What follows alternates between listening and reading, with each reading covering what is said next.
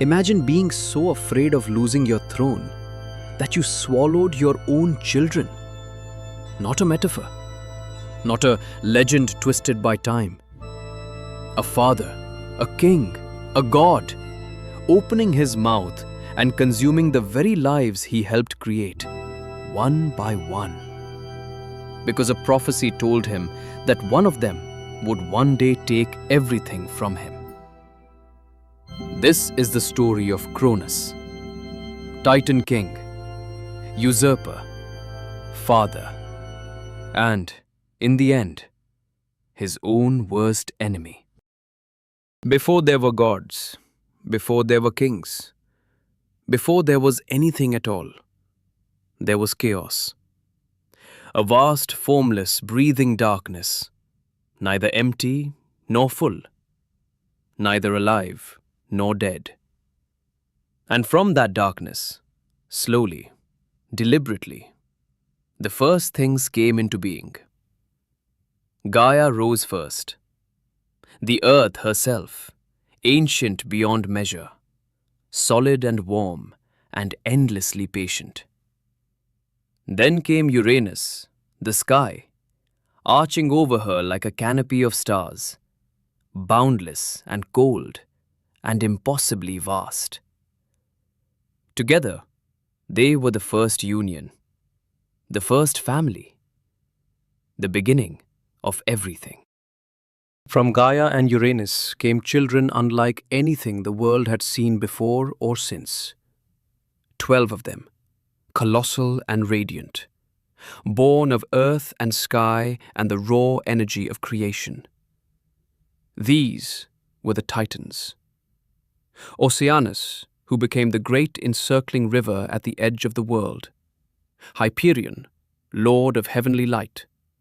Themis, who carried the weight of divine law in her hands.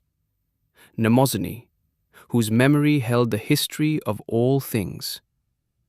And among them, the youngest of the Titans, the most cunning, the most ambitious, was Kronos. But Gaia and Uranus did not only produce the Titans. They also brought into the world beings of a different kind. The Cyclopes, massive and singular-eyed, crackling with the power of storms. And the Hecatonchires, the 100-handed giants, each one a force of nature given form. Uranus looked upon these children and felt something unfamiliar for a god of his stature. He felt afraid. And so he did what fearful rulers have always done. He buried the problem. He cast the Cyclopes and the Hecatonchires deep into Tartarus, the lowest pit beneath the earth, and sealed them away. Gaia felt every blow. The earth trembled with her grief, and her grief curdled into fury. She could not free her children herself, but she knew someone who could. She forged a sickle from adamantine, a metal harder than stone, sharper than hatred, and she went to her Titan children with a question. Who among you is brave enough to stand against your father? 11 of the 12 Titans looked away. Only Kronos stepped forward. What followed was the first great act of divine rebellion. Kronos took the sickle from his mother's hands. He moved against Uranus with the cold precision of someone who had been waiting for exactly this moment. Uranus, wounded and overwhelmed, retreated into the sky. He did not die. Gods of that magnitude do not simply die. But he was broken, diminished, separated forever from the earth he had once embraced. And as he withdrew into the heavens, bleeding light across the horizon, he left something behind. Words. A curse, or a prophecy. In the world of the Greeks, the two were often the same. You think you have won, Kronos, but your own child will rise against you, just as you rose against me. Cronus stood in the silence that followed and let those words settle into him. He had just overthrown a god. He had just reshaped the order of the cosmos. He was the most powerful being in existence, and he was already afraid. He took the throne of the Titans with his sister Rhea beside him as his queen. The golden age of the Titans began. The world was young and full and luminous. But Cronus could not enjoy any of it, because somewhere in the back of his mind, the prophecy was always there, quiet and patient, waiting. When Rhea became pregnant with their first child, Cronus made a decision.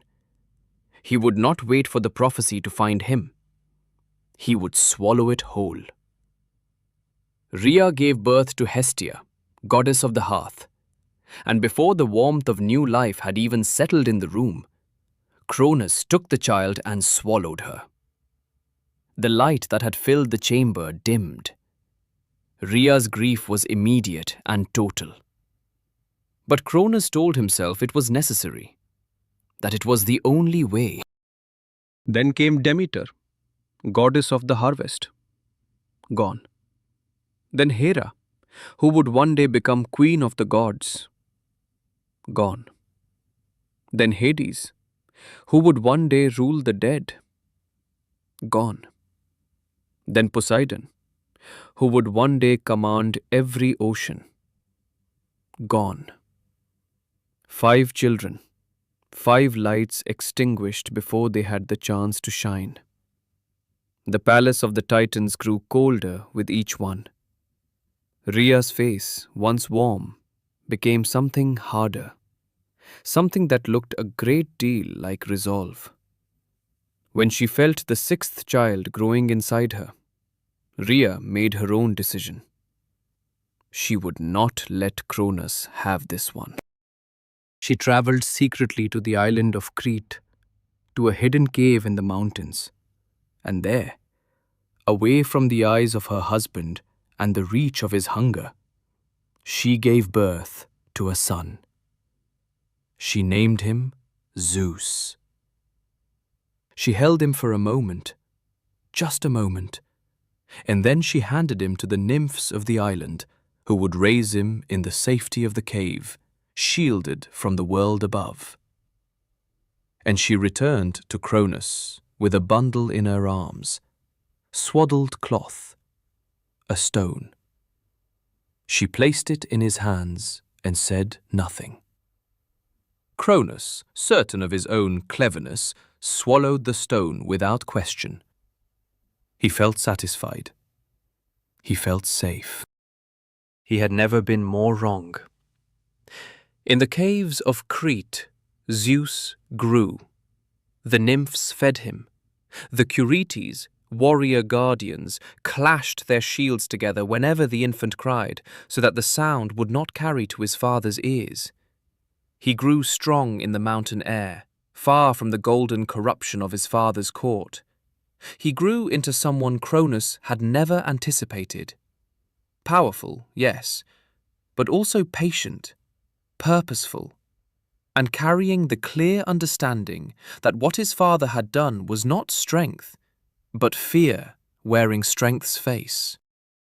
When Zeus was ready, he returned. With the help of the goddess Metis, he prepared a potion, a mixture that would undo everything Kronos had swallowed down. He disguised it as a drink and brought it to his father. Kronos drank, and then the world shifted. First came the stone, tumbling out of the Titan king, falling to earth where it would later be enshrined at Delphi as the Omphalos, the navel of the world. And then, one by one, the others emerged. Hestia, blazing with hearthfire. Demeter, smelling of grain and green earth. Hera, furious and magnificent. Hades, dark and composed. Poseidon, surging with the power of every sea. They were not diminished. They were reborn. And they were furious. What followed was 10 years of war, unlike anything the cosmos had ever seen. The Olympians, led by Zeus, took their stand on Mount Olympus.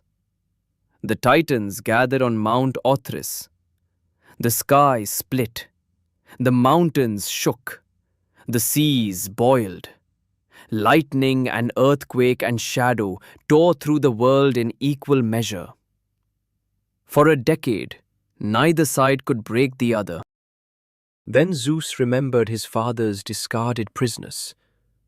He descended into Tartarus and broke the chains of the Cyclopes and the Hecatoncheires, the very beings Uranus had feared and Kronos had left to rot.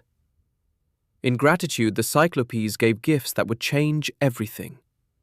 To Zeus, they gave the thunderbolt, crackling with golden fire, a weapon of pure divine authority. To Poseidon, they gave the trident, three-pronged and trembling with the power of every ocean current and wave. To Hades, they gave the helm of darkness, which rendered its wearer invisible, a shadow that moved through the world without being seen. 3 brothers, 3 weapons, 3 expressions of power so absolute that the Titans had no answer for them. The war ended as wars between the fearful and the purposeful always end. The Titans fell. Cronus, the king who had swallowed the sky to keep it, was cast into Tartarus, along with his brothers and allies, bound in chains in the deepest dark, in the very prison he had inherited from his father and never thought to question. The storm clouds parted. Mount Olympus rose into golden light. The 12 Olympian gods took their thrones, and the world they inherited was one shaped by everything that had come before: the chaos, the cruelty, the grief, the courage. Zeus sat at the peak of it all, not because the prophecy demanded it, but because he was the one his father had failed to consume. And here is what the story of Cronus finally comes to. He was not defeated because Zeus was stronger. He was not defeated because the prophecy was inevitable. He was defeated because of the choice he made the first time fear spoke to him and he listened. Every child he swallowed was not a victory over fate. It was a surrender to it. Every act of control tightened the very trap he was trying to escape. The prophecy did not destroy Kronos. Kronos destroyed Kronos. His greatest enemy was never a son waiting to be born. It was the terror he carried inside himself, and never once had the courage to face. Was Kronos truly evil? Or was he simply terrified of losing everything? Perhaps the most honest answer is that those two things, in the end, are not so different from each other.